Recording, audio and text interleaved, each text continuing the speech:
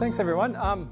My name's Joel Little. I'm an environmental officer at Bathurst Regional Council. I guess the reason why I'm sort of giving my intro is my job's really diverse. So the good thing about working in the environment section in a regional council as opposed to the city council is that our job changes pretty much each and every day. My core job is dealing with environmental compliance, so we're looking at pollution control, business, development assessments, environmental impact assessment, things like that. We start moving into things like education and sustainability. So the Sustainable Living Expo that's held every year is one of the things that I'm involved with. But then other things like the pigeon management in the CBD lands on my lap. Renewable energy, solar installations, creek restoration. It's good because it means that we don't know what our day is going to be like often, and it never gets boring. So electric vehicles was something that it sort of fell onto my lap for two reasons. One, it sounds environmental, so the greenies can have it. The other thing is, you know, I grew up in Bathurst. I've got three older brothers, two of them are car nuts, and you have that influence on you as a young boy, and you're sort of keen and interested in cars and things. I sort of went away from the whole interest in motorsport and things, but what sort of I kept on with was about electric vehicles. I thought electric vehicles and a change to alternative fueled vehicles was really important if we're wanting to have sustainable transport. So because of that interest, I did get involved with the push to try and get Tesla chargers in town and to start, you know, getting electric vehicles into fleet and things like that. So I'll be talking a little bit about that tonight. So what's in a name? Talking about, you know, ready or not, here they come. And I think what I'm going to show you tonight is that electric vehicles are coming, whether or not we're ready for it. Now that we don't have any local manufacturing in Australia, we're influenced by what's happening on the global market. And so really these cars are going to be coming soon, and we can either resist it or be prepared for the change that's coming. So where did we come from? Really interestingly, I did hear some people talking tonight already that electric vehicles, you know, started well over 100 years ago. In the 1880s, the first real electric carriages were created. The early cars were just horseless carriages, you know, so car comes from the word carriage. And if you have a look at some of the photos there, and these are all sort of the 1880s, 1890s cars, they look like except for the bottom right one, they look like a horseless carriage. And you can see over here there's an electric car driving along, and in the background there's a horse and cart going along in there. So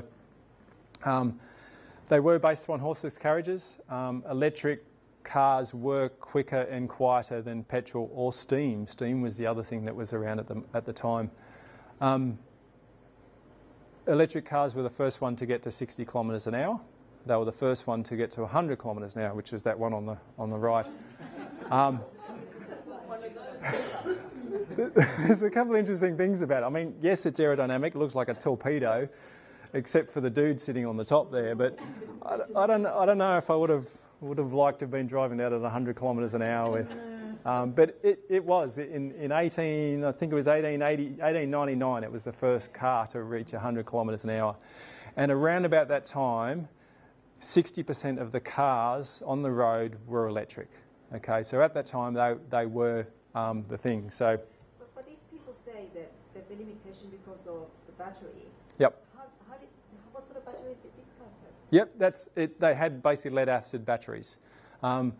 This one up here, you can't actually read it, but the ad says that you have your choice of which battery you would like to have, and it was things like I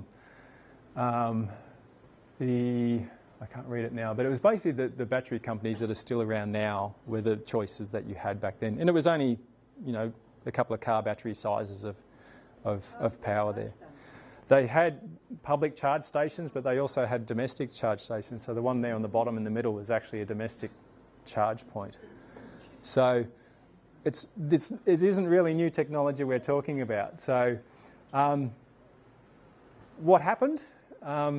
In the 1880s, 90s and early 1900s, they all were used for the same purpose, which was urban driving. They weren't used for long trips and things like that. You still used your horses for that purpose.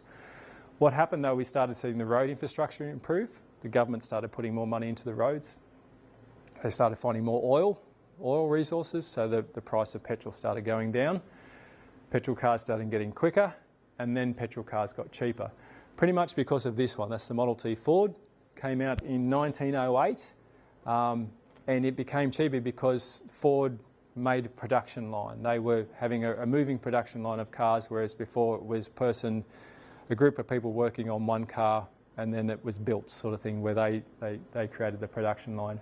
And this is how quick it was. Electric and steam died out in the 1910s. So basically, within 10 years of the Model T Ford came out, everyone had adopted petrol, and this electric and steam option was gone. So, Back to the Future, you can actually buy electric versions of that car nowadays too. So where we're at now, 2019, there's now over 1 billion vehicles on the road. So that's including everything, cars, trucks, buses, 1 billion vehicles on the road.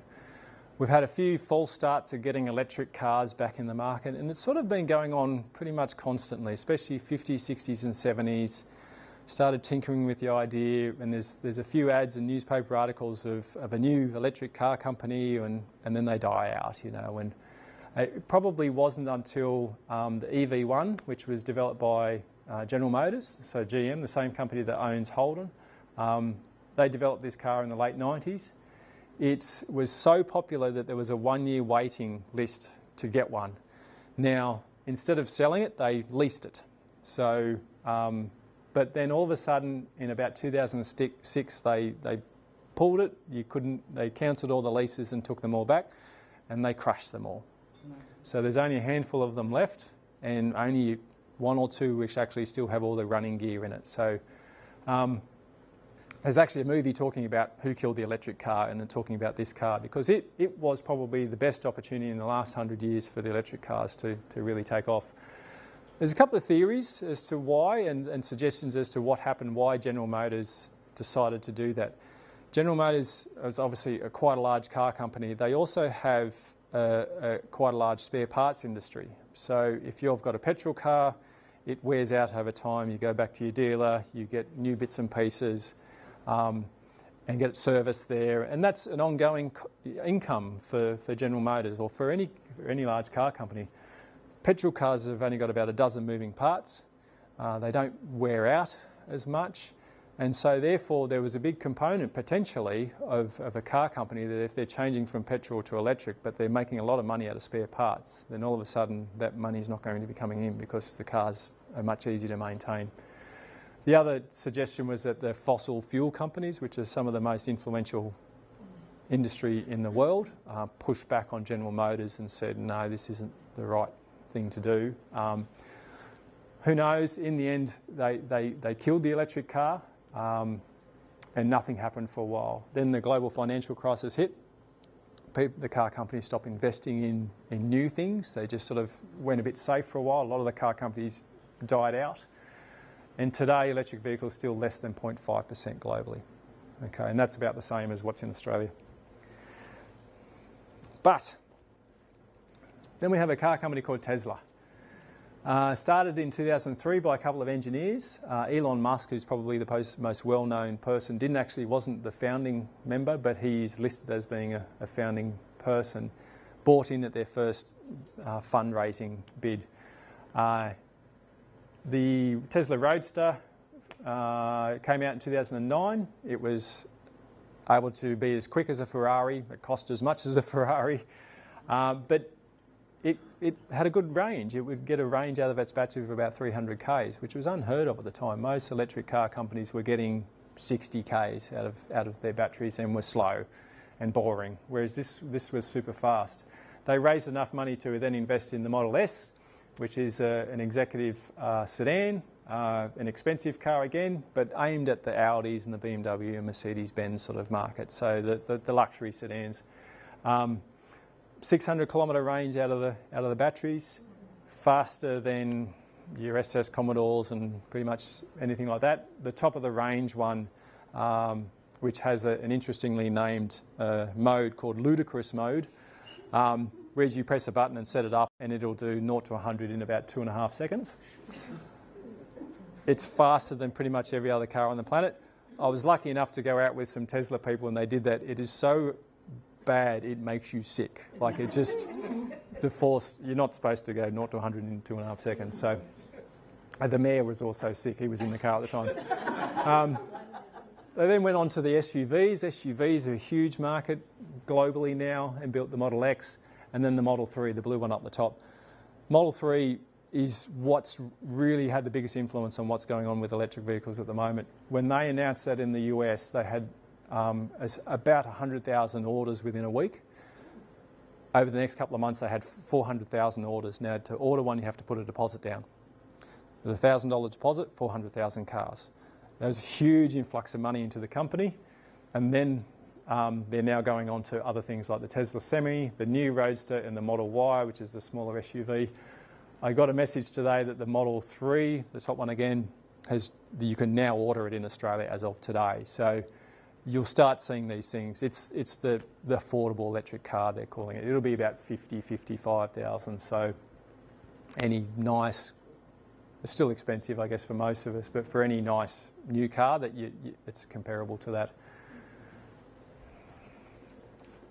The first car they sold, this one in 2009, so they've now sold over 500,000 globally. So in 10 years, they're actually bigger than Mitsubishi and are worth around about the same as Ford. So, and then this hoax, I reckon this is the best play on words. I was trying to look for a good slide, a good image to use for the whole Dieselgate thing. Does anyone know about the Dieselgate thing that hit Volkswagen? So what happened is that in Europe and in North America, you have to meet emission standards for your cars. We don't in Australia. The reason why we have any emission standards is because our cars are brought in from overseas anyway.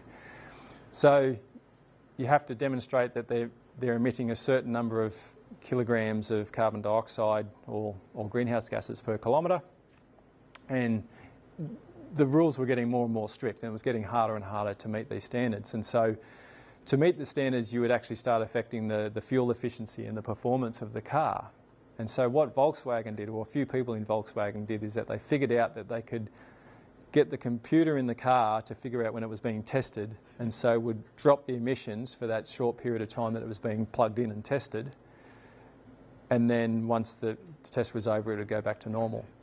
A few people took the Volkswagens on a long trip, figured out what was going on, and it all blew open. It's cost Volkswagen billions of dollars in fines. All the people involved have obviously since lost their jobs. They've now had to do a lot of things to their company to not only get their reputation back, but actually comply with all these new standards. So they're now investing billions of dollars into electric vehicles to basically comply with what they've had to do. So not only Volkswagen, but countries are getting on board. Norway's is an interesting one. Norway is at the front and will give us an indication of what's going to happen worldwide. They have a target of all cars, urban buses and light commercial vehicles to be zero emission by 2025. That's 5 years away. So this is all new cars. So they're well on their way there now. UK ban the sale of new petrol and diesel cars by 2040, so about 20 years away. Germany has a target of 1 million EVs by 2020. That's next year. They're about halfway there. They're actually probably not going to meet that. France, 500% increase by 2020. No fuel cars in Paris by 2030. This is actually a really interesting one because all the targets that's going on at the moment, they're saying by a certain day, the new ones have to be this or a percentage of new ones. They're saying in 10 years' time, if you've got any sort of car that's driven by petrol or diesel, you won't be allowed to drive into Paris. So Paris is how many million people live in Paris? So that's all of those vehicles have got to be replaced by electric or something or public transport in 10 years' time. So that's actually quite a substantial target. Similar one for Denmark. Australia. I actually had an each-way bet here because I was preparing these slides just before the election, and so I had Australia question mark and then nothing after it. And I thought I've got to go back and update that after the election. So I haven't got anything to update. The Labor government came out with a target of 50% of new vehicles, new cars to be electric by 2030, which was quite ambitious. Got a lot of, slack for that. The coalition target, which isn't really a target, sort of a policy position, I guess, will end up being of 25 to 50% by 2030 anyway. So they had pretty much the same target.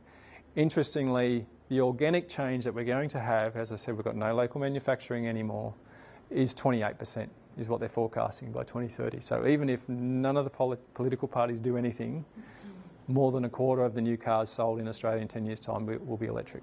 So globally, this has just been announced this year, $160 billion in electric vehicle investment. So, what's Japan doing? Resisting. Really? Resisting, yeah. So the Japanese, if you think that Toyota's their biggest company, they've invested a lot of money in the hybrid technology and aren't varying from that. And what about US and China? I thought China was doing a lot. Yep, I'll get to China in just a minute. The US have got a mixed bag approach at the moment. So some of their car companies like General Motors are making announcements, but sort of vague announcements. Ford's the same thing. General Motors has just invested in a startup company, about $500 million in a startup company, and their big F trucks will start becoming electric. So, which is good because those things are not very good for the environment. So, so in the news, again, this is just some of the things that's been coming out in the last couple of weeks. So I just pulled a few snapshots off some news web pages and things. It gives you an idea of there's just a lot going on. I was pretty impressed. This is a good one. Germany's installed cables over the highway to power electric trucks. So if you think when you drive along in a tram, it's got the wires going across the top, like on a Dodgem car. Germany's doing the same thing with electric trucks, but not the whole way. So you'll be driving along the Autobahn and you'll get to a section where the cables will come over and the booms will lift. And for 10 kilometres, you'll recharge your batteries, and then it'll drop back down again. And then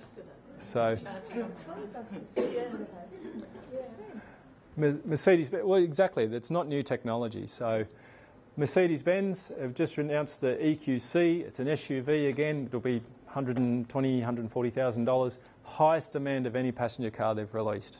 So people are keen to buy it. Over on the right-hand side, Harley-Davidson have just announced their electric motorcycle. So what does a Harley-Davidson sound like, I guess? So they've actually got a speaker in it that'll play the sound. I'm not joking.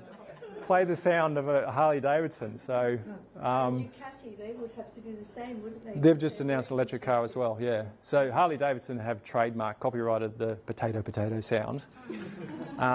And so it'll be interesting to see, but it's not a great shot of that one there, but it is actually quite a nice looking motorbike. So, being a bit morbid, can I just ask you? Sure. If the electric car crashes, it's got more or less chance of bursting into flames than our current cars have? Probably less. There are issues with the lithium battery, not necessarily them catching fire, but when they do catch fire, they're really hard to put out. I know that the fire brigades, for instance, have specific advice about what to do with a hybrid or electric car, about what they have to do to put it out, because it creates oxygen when it combusts, and so when you're dumping foam or water on it, it's creating more oxygen, so it's not getting smothered, it's actually providing its own oxygen source and its own fuel source, and apparently sometimes they might burn for days afterwards. To answer your first question, no. Petrol is so much more flammable in a car than a battery is. And so we tend to see the news articles about electric car catching fire, but so many car accidents that the petrol tank catches fire because it ruptures and exhausts are hot and things like that. So,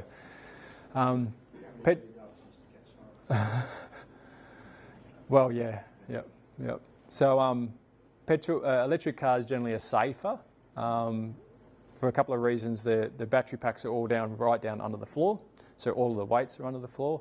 So you're not getting something that gets upset from aggressive turns if you're avoiding something all of a sudden. And they've got a lot of other safety mechanisms built in because essentially you're driving a computer. So, and I'll talk a little bit more about that as well. So, just going back to Norway a bit, this is just some of the figures that are showing once the announcements have been made, the aggressive announcements, off they go. So, and you can see the change, the drop in diesel, that the red line, that's the drop in diesel from when the announcement was made, and the other ones are coming up. And the blue and the green is the sort of petrol and whatnot, and orange is gasoline, and the other ones are battery and plug-in hybrids and hybrids. Up the top though, you can see that's the makeup now in Norway. Even though we're getting this aggressive change in new vehicles, you've still got the other vehicles on the road, and they'll be on the road for 10 or 20 years, so it'll eventually change, but most of what we're seeing now, most of what people are talking about is the new vehicle market. So, has anything been done to kind of dovetail electricity from sustainable sources into the charging? Yes. So there's a couple of slides I'll show you that talk about that. There's a lot of talk about it because if you're going to take those steps, you might as well go all the way.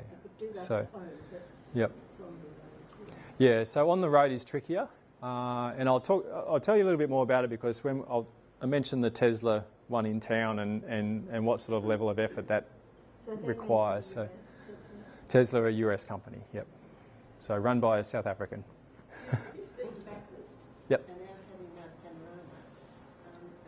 Are you aware of any conversations happening in the motor racing industry about conversion to electric cars? Yep. There's Formula One is the pinnacle of motorsport worldwide. There's another one called Formula E. They're all electric. A couple of years ago, they were not very fast. You had to change cars at the pit stop because the batteries weren't long enough, didn't last long enough. That was 5 years ago.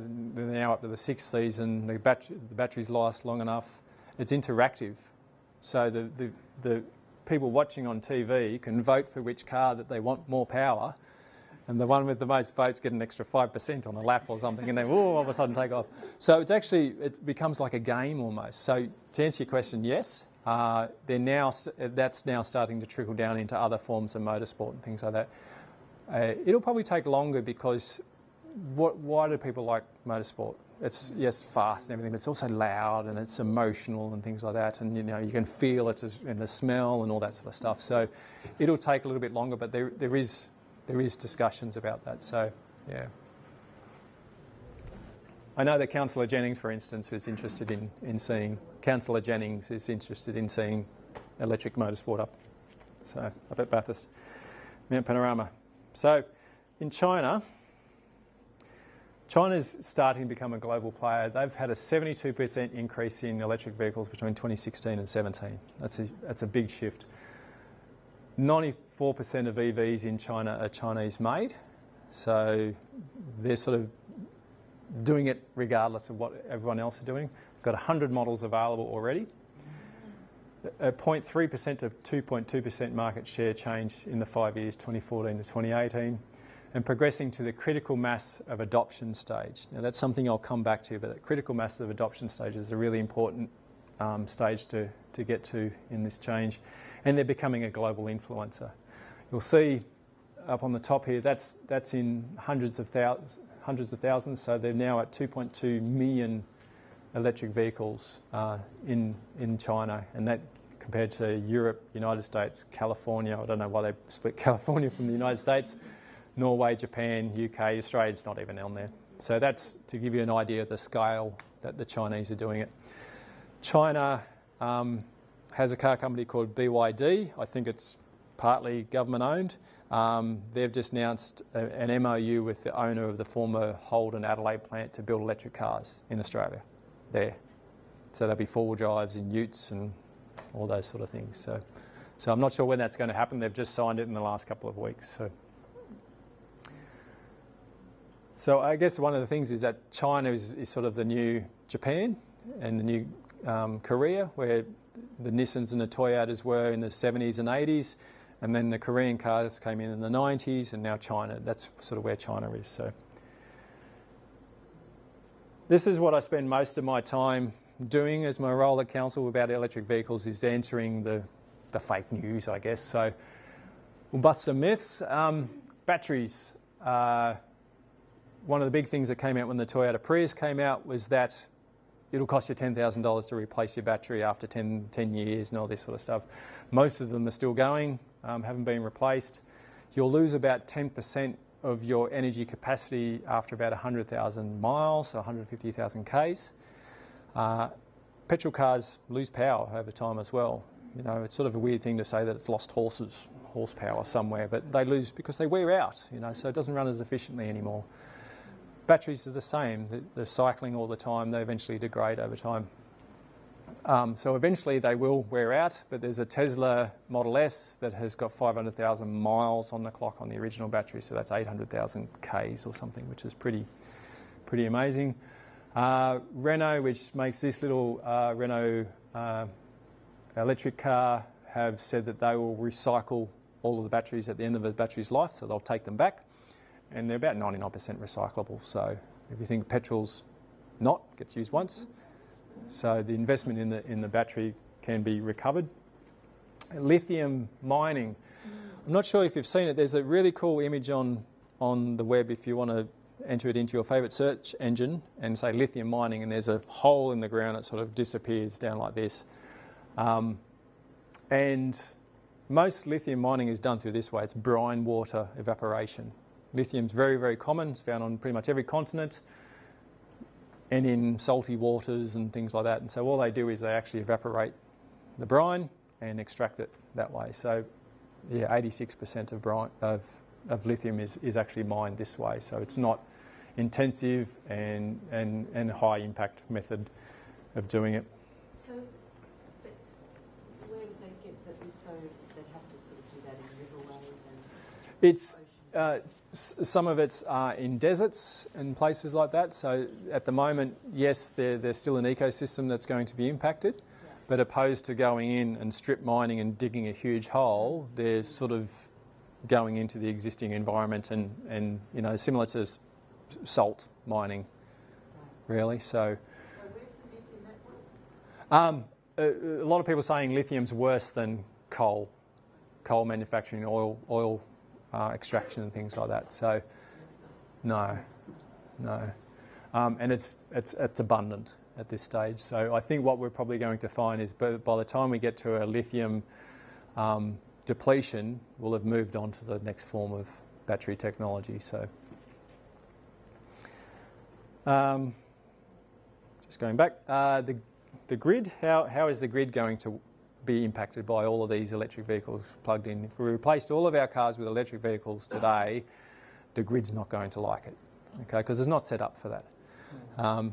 The same way that the grid wasn't set up for all of the air conditioners that we've bolted on to our houses in the last 20 years. And that's the reason why the grids fail in those hot days. It's not because of all of the wind turbines in South Australia.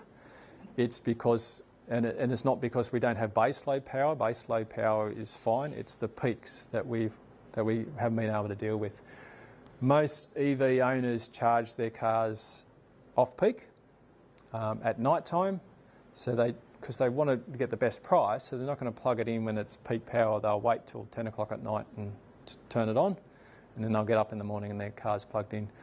What it also helps to do is to help to, I guess, spread the load out for the network providers, so that it actually is good for them, because they're not dealing with a consumption that goes up and down. That'll actually fill in the troughs a bit, so which makes them money. And if it's done the right way, can actually eventually, the cars that are coming out now can actually feed back into the grid as well. So it becomes your domestic battery supply. So, and I'll talk a little bit more about that as well. They can't tow. This was another thing that came out of the recent political campaign. There's a Tesla Model X towing a Qantas jet. Destroy your weekend. Yeah, because you won't be able to do anything with it. You won't be able to tow your caravan or your camper or your horse float. The electric vehicles have instant torque. It's available from 0 revs. Okay, whereas the other car, you're going up through the gears to get it. They also have anywhere from 50% to 100% more torque than you would get out of a petrol car. You need torque to tow things. So most of them have in excess of the equivalent in a petrol car. The small city cars like the Renault, you're not going to tow your horse float anyway with it. They're no different if you had a petrol car. You buy the car for the job, so it's a bit of a silly argument. Range anxiety. So instead of having a fuel gauge, you have a range gauge on electric cars. So yes, up until the last couple of years, most electric cars you wouldn't get more than 100 k's out of their battery charge. All of the ones that are coming out as of this year onwards have got a minimum of 200 k's of charge available from a full charge. The difference is that when your petrol tank runs low, you go to a fuel station. With your electric vehicle, you come home and you plug it in. So 90% of Australians travel less than 50 k's every day. So that's all the commuting that goes on, the travelling around. 90% of it's less than 50 k's. So if the average electric vehicle has a 200k capacity, then the 50k is not going anywhere near it. You would go 4 days without needing to plug in again. Most of them charge every night or every second night. You get back up in the morning, got a full tank. So you get to the point where actually you don't need to go to a service station. You don't need to go to a charge station unless you're doing the big long trips. So that's actually going to have a big market impact because our petrol stations are all set up because people need to go there once a week. I've got a petrol car, I go there every week. If I had an electric car and I charged at home, I only need to go to a public station every few months. So that actually has a pretty big impact upon the way things are set up at the moment. Tradies will lose their utes. There's a ute. That's the Rivian that General Motors have just invested $500 million into. So that this car company, which has it's been around for about 10 years, but they've just developed these cars. That one gets released next year. They're going to develop all the battery and drivetrain technology so that Ford puts them in their big pickup trucks. So that tows about 6 tonne. So, and it has a 600 kilometre range. It's faster than an SS Commodore. So this is probably the most common one, is that we're not actually doing anything by driving an electric car because you're getting home and plugging it into a coal power station anyway. Yes, Australia's energy network is about 80% on average driven by a coal power station. If you plug your electric car into the coal grid, I'll talk about a comparison. If a petrol car, the petrol engine is a generator. You're putting a fuel source in, you're getting an energy out, you're getting propulsion out of it, you're getting a drive out of it. A coal power station is a generator as well. You're putting coal in and you're getting electricity out. So it's in versus out. A coal power station is massive. It's had billions of dollars, millions of dollars of investment going in. And a petrol car has had millions of dollars going in, but it's only, the purpose is smaller. So the efficiency of of a coal power station is much greater than a petrol car. So comparison, if you fill up your car with petrol, fuel up your electric car with coal power, it's 40% less emissions than the petrol car, running off 100% black coal. That's interesting. Okay, just on greenhouse gas emissions. How many more solar panels do I need so I can plug mine in at home? A fair few. So, and I guess that's the thing is that we're probably in New South Wales is about 13% on average is renewable energy going in. So you're getting more. You're dropping more emissions already there, so you're getting it down to about 50% the emissions of petrol cars. But really what it does is it shows that we need to be investing more in big renewables, wind farms, solar farms, battery technology, because the way we will be fueling our transport will change, and if we're going to do that, you might as well make it as clean as possible. So, but the cars are getting more and more powerful for the battery technology. And if you're at home every day and you're plugging the cars in the morning and you've got solar panels on your roof, you're probably okay if you're just topping it up. But if you're doing long trips every day, you're better off plugging it into the grid and getting off a wind farm or a solar farm or something. So.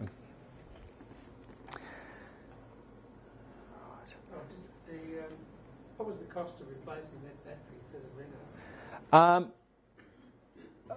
I haven't. The figures have been anywhere from $3,000 to $10,000. So the figure was probably right. It just isn't happening as much as people were thinking it was going to happen. A lot of the warranty periods are 7, 10 years. Some of them have a warranty on the life of the car. So as long as the car's driving, they will replace the battery. So at the moment, the impact isn't being felt by the consumer. So. With less moving parts, electric cars should last longer, is that right? Yeah. They have regenerative braking, so you can adjust. Now when you hear a truck going down the hill, it's going grrrr, it's using engine braking, so it's shutting down the engine to slow the movement of the truck down.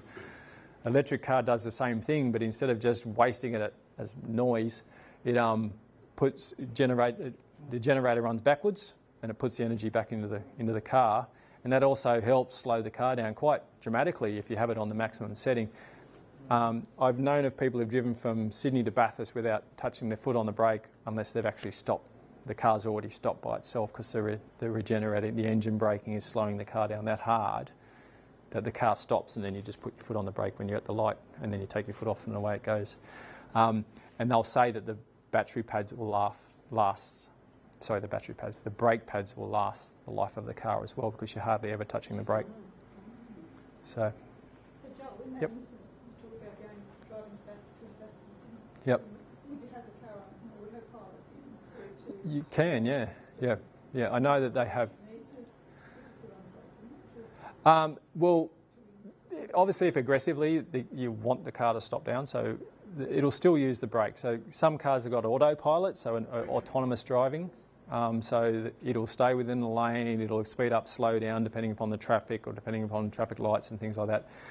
But if it needs to, it'll still physically use the brakes. So, yeah. Are you going to talk about hybrids? Not so much. Hybrids, Council's got a hybrid in its fleet. We're using it as a trial to get an understanding of whether or not this sort of technology is useful for us. The sort of cars that Council uses are sedans, utes and four-wheel drives, and there's not a lot of choice in that market at the moment, so we went with a hybrid, a plug-in hybrid. So it gets plugged in every day, charges off solar panels down at the depot, gets about 50 k's out of that battery charge before the petrol engine kicks in, but for the most part it's driving on pure electric. What we're sort of finding though is that the hybrid technology is a compromise technology. It's a halfway point. I just wondered whether that was the case and whether we, Yep. we're going to have to ease ourselves through the hybrid and Yep. then onto the full electric, or whether Yeah. going full electric would be the best thing to do. It's a cost thing. So we could, within the next 12 months, we would be able to have a choice of about 6 different SUVs similar to that. It's a Mitsubishi Outlander plug-in hybrid. But they all cost 3 times the amount of this one. Within 5 years, what they're predicting is that electric vehicles will be the same price, about 2025, as a petrol car or a diesel car, cost parity. Because the cost of the batteries is the biggest thing, and they're coming down. And they're already producing batteries now, which would mean if they put it in a car tomorrow, the car would be the same price. And so we're only 5 years away from that. We need to hang in for the new car. Yeah, so if you wanted to do something straight away, then I would say walk, catch a bus, ride a bike, buy a hybrid because they do use less fuel. You can, if you drive them smart or charge off solar, you can be mostly zero emission. So there's lots of things you can do now. But I guess what I'm saying is that it's a stepping point to where we should be going. If you want to invest money into a new car and you want to do it because for the right reason, then it might be a choice of waiting a bit longer. That's sort of where I'm at personally. So. I was also thinking that if you look at emissions, rather Yep. than just the emissions you save by driving one, you've Yep. also got the emissions of manufacturing and Yep. transporting all the parts, Yes. the spare parts, Yes. and petrol, Yep. because of the massive amount of transport of fuel. Correct. So you've actually probably got greater emission saving. Yep. than Yeah. you- yes, if you look at the total life of the car, the cost is already now cheaper to buy. If you bought an electric Tesla Model 3, for instance, the total life of the car, it's actually cheaper to have that one than the petrol. The purchase price is the killer. In terms of, yes, the transport of all the bits and pieces. For instance, Tesla makes their own batteries, most of their own components, and they've called it the Gigafactory. It's the largest building in the world, and they're producing everything in-house. It's covered in solar panels. So you would be silly to be... They also make their own solar panels through a company called Solar City. So if you produce your own things, it's another argument about solar panels that people say, oh, they never offset the energy that goes into them over the life of them. And that was probably true 30 years ago. But if you're producing solar panels to sell to people, wouldn't you also have them on the roof of your factory? Yes. You know, and be zero emission, zero cost and all that sort of stuff. Would that be part of, do you think, forward planning that, you know, companies, factories and all sorts of places like that might end up having their own solar roofs, and then you can just charge your car while you're at work? Yeah, and it comes down to a business case. So if the cost of solar has dropped 90% in the last 10 years, you put solar on your place 10 years ago, the same time as I did, and you remember how much it cost. It's now 10% of what that was. And so the battery prices are going down the same way, solar prices are going down. So it all becomes a business case. So the businesses are invested in solar because it saves them money, it makes them money. This was a survey that we asked some people about where they charge at home. And this is what I was referring to before. This says always, mostly, sometimes about charging at home compared to a public charge station. So for the most part, these top ones here, that's 60%, it's about 28%. So 70-80% of people are charging at home rather than at a public station.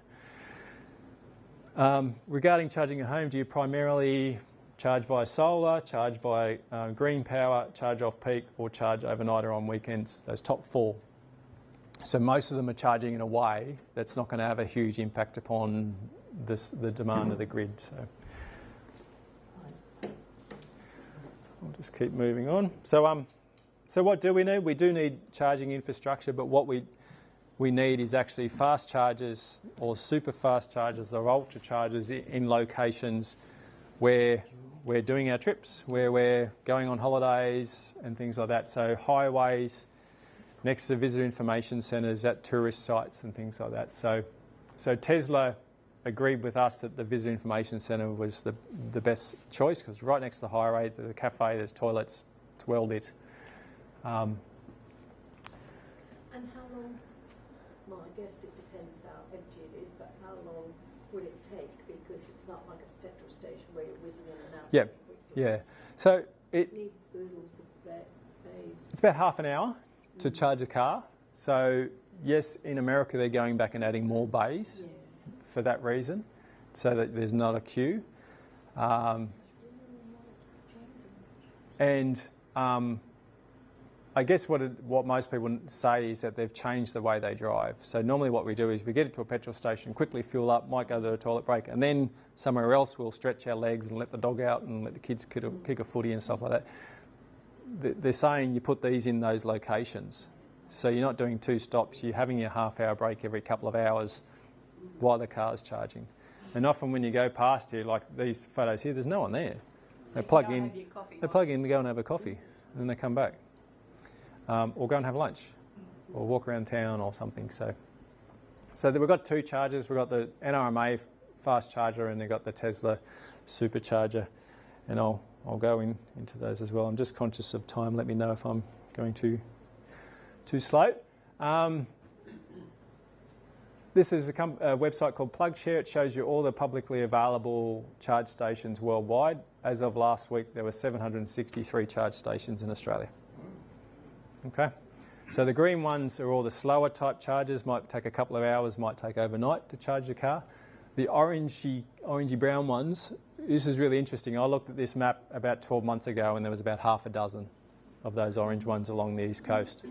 They're going rapidly. So this is the Tesla fast chargers and the Tritium ultra chargers and things, which will charge your car in 10 minutes, 15 minutes, half an hour, depending upon the supply and the car. So having a look at our local area, unfortunately this has come out a bit blurry, but Bathurst is here in the middle, so that's the Tesla and NRMA sites just there. There's a few other slower charge points like a Tesla destination charges which take about 3 hours.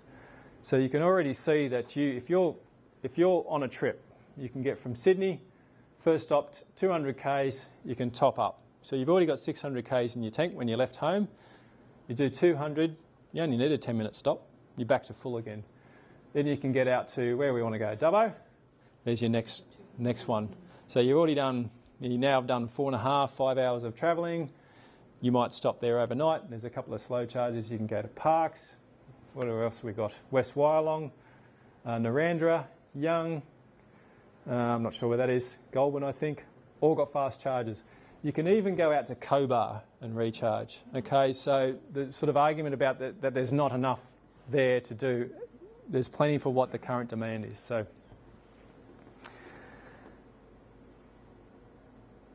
what about our experience with getting electric vehicle charging to town? We were chasing Tesla for a while. Eventually they came to us and said we want to put one somewhere. Looked at a few sites, and as I said, they kept coming back to the Visitor Information Centre as being that ideal site. Met all the criteria. Sorry? That's where it is. That's where it is. It's just next to the Visitor Information Centre in the Durham Street side. It's quite a big job. As you can appreciate, it's a big draw off the grid, and the network provider wants to have their say on how that works. The best way isn't the cheapest way, and the best way is not always the easiest way. So there's lots of toing and froing, and it took 12 months from the time it took 18 months from the time we signed the agreement till they actually started turning the sod. So this is how it works. There's an excavator digging a hole for the substation. I didn't realise this, that under each substation there's a 1.8 metre deep hole where all the cables and everything come in. So the person can stand in underneath the substation on the side there. So we dug across the road. Sorry, these aren't coming out too clear. There's a trench, big conduits there to bring all the cables across the road. There's the substation. So just imagine that I can stand underneath that, okay, at ground level, and then they're about 6 foot tall as well. And that's more conduit and cables to go into all of the switchboards, and these have got fans in them to keep them cool. That's the only time that you hear noise from electric cars, when they're charging, because that's when they start generating heat, so their fans kick in rather than getting too hot when they're driving. All the charging posts, they call them. It's not very emotive sort of term, charging posts, but now this is the power pole being upgraded. And when they said upgraded, I thought, they'll just change a few insulators and bolt off a few things and put... No, they disconnect every single cable that's on that pole. They dig it out, pull out the pole, put it on the ground, put a new pole in with all new infrastructure and everything. So that was one of the requirements, that when this system went in, that whole pole had to be replaced, all new equipment. So, and then you get something, that looks like this. Who paid for it? That would have all been very expensive. Tesla paid for it. Tesla paid for it. So council paid for the car park, because it's on council land, and when and if they ever decide that they don't want to be there anymore, it becomes a community asset. There's a car park there, or we take it over as a charge station. So, well, to give you an idea, I can't tell you the figure, but that charge station has got enough capacity to power 120 homes. Okay, and it charges 6 cars at a time. The idea is that it crams that power down there as fast as possible, so you're on your way again. So obviously you're not trying to do that at home. And this will just give you a bit of a... I'm going to try one of those. Oh, it's working, look at that. So this is going to slide through fairly quickly, but it's just all the photos that have happened since they opened at the end of March. The Tesla charge station has had 79 charges, individual charges in April. In the NRMA one, there's the Mayor and John from the NRMA. At the NRMA station, they've had 13 charges, and apparently all the Central West charge stations are getting more use than the City and the East Coast ones. So they've been pretty happy with their investment in the Central West. So is that how Tesla get their money justify what you pay for? I don't know how they make their money. They haven't made a lot of money yet, but they sell their cars. So people aren't going to buy their cars unless you can charge somewhere. So if you bought a Tesla up until this year, you would have free charging for however long. They cancelled it for a while, but I understand that they're bringing it back in so that you can keep charging your car for free in a public charge station. But it comes to convenience versus cost. So obviously it's easier to charge at home and top it up than it is to find the next charge station and things like that.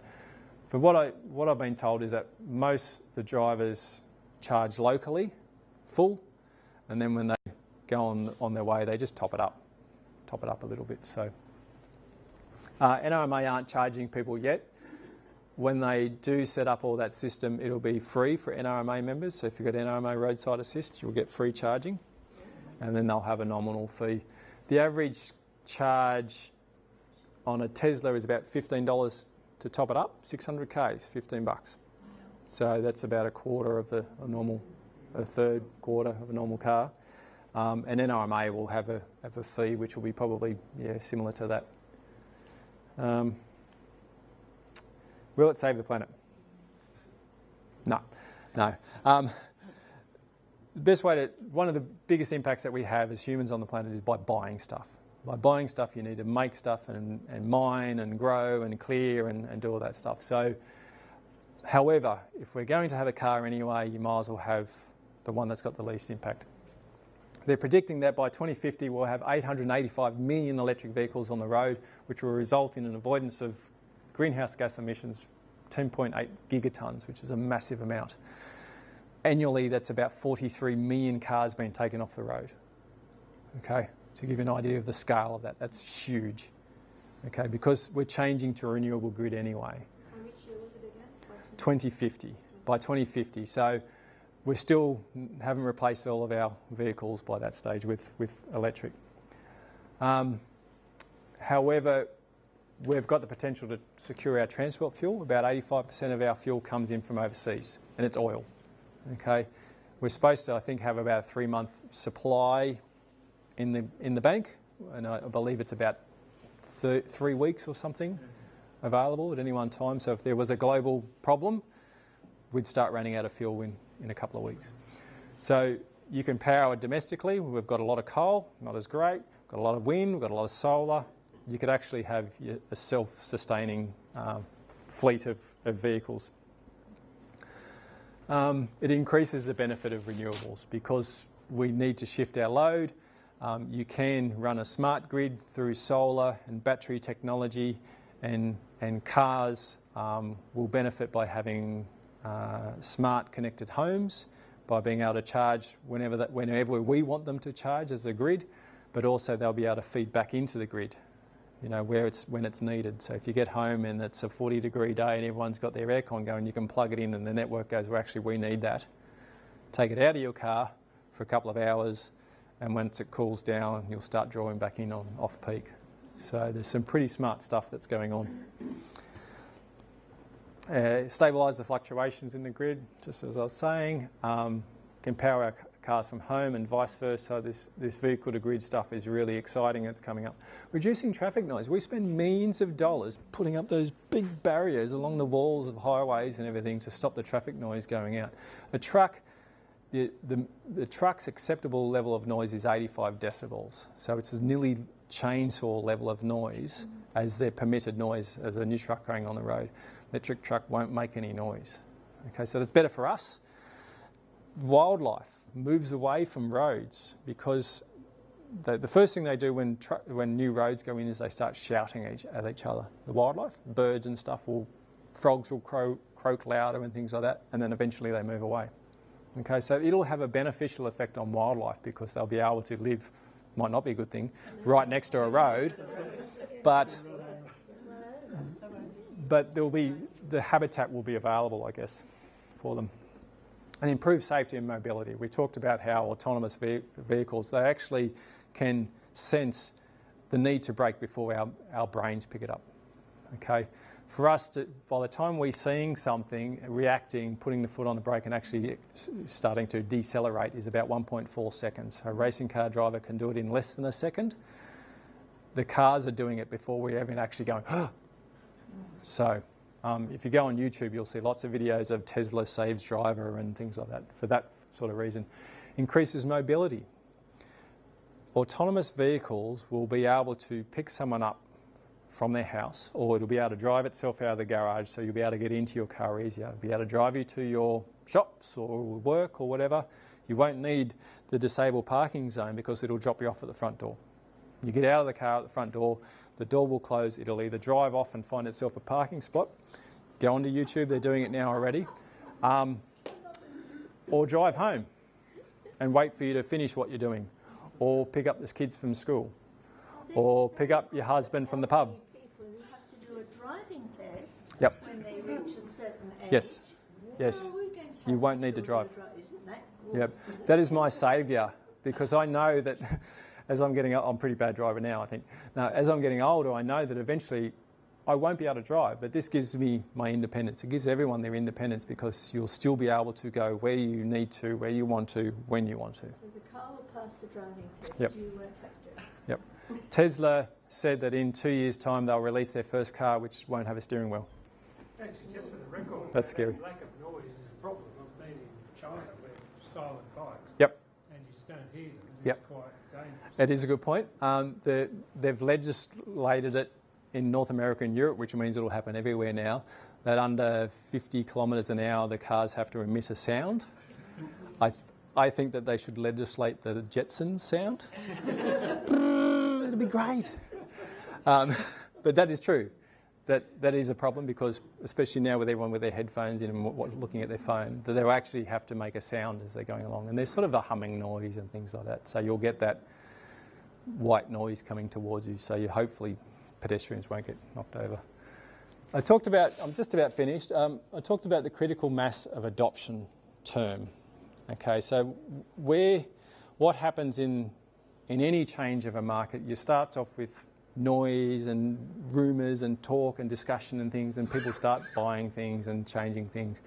And then sometimes it fades away. But other times it starts building up and more people buy, more and more people change, and eventually it gets to a point where you don't need to push that along anymore. It's got a life of its own. Okay, and that's why I was saying Norway's already there. It's happening. They're going to be 100% electric pretty soon. China's well on its way to reaching that critical mass of adoption.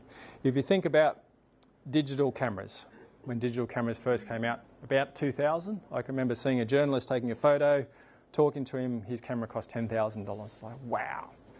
About 4 years later, I bought my first digital camera for $1,000, which was still expensive, but it had dropped down that much. Kodak actually invented the digital camera, do you know that? Kodak went bust because they stuck with the film technology rather than going into digital. So, horse and carriage, the same thing. Landlines to mobile phones, analogue phones to smartphones. Who calls them smartphones anymore? We don't call them smartphones anymore, it's just a phone. If you think about it, the object's largely the same. The thing that we're familiar with is still the same. The carriage, the horse carriage, was still exactly the same. We just removed the horse. It's the internal mechanism that changed. And when we reached that critical mass of adoption was when it became cheaper, faster, stronger, smarter, better, more user-friendly. And then all of a sudden, we stopped looking at the old form anymore. We stopped talking about it or thinking about it, and off we went. Okay, and that's why I guess I said, ready or not, here they come, because these things are going to come very quickly. 2025, they're saying they're going to be just the same price. 2026, they're going to be cheaper. And they're going to be smarter, faster, safer, and better. And then the next thing... This is the autonomous cars around about 2020. This is electric cars. Electric cars will be more affordable than a petrol car in 5 years' time. A bit longer? They're out now. But the thing holding up is the legislation. In New South Wales, for instance, or actually the Australian road rules say that you have to be in control of the car at all times, which is the reason why you're not allowed to use your mobile phone, because you're not in control of the car, you're looking at something else. So it's the legislation holding that up. But the main thing, I guess, is that the change is happening at a point where it'll eventually get to the point where, regardless of what the government wants to do or what the naysayers say, it'll all be replaced. Leave you with one last image. This is 1900 in an Easter parade in New York City. That's a motor car. All the rest are horse and carriages. This is 1913. That's the only horse and carriage in that whole image. So 13 years to complete replacement of the form of transport. There you go. Thank you.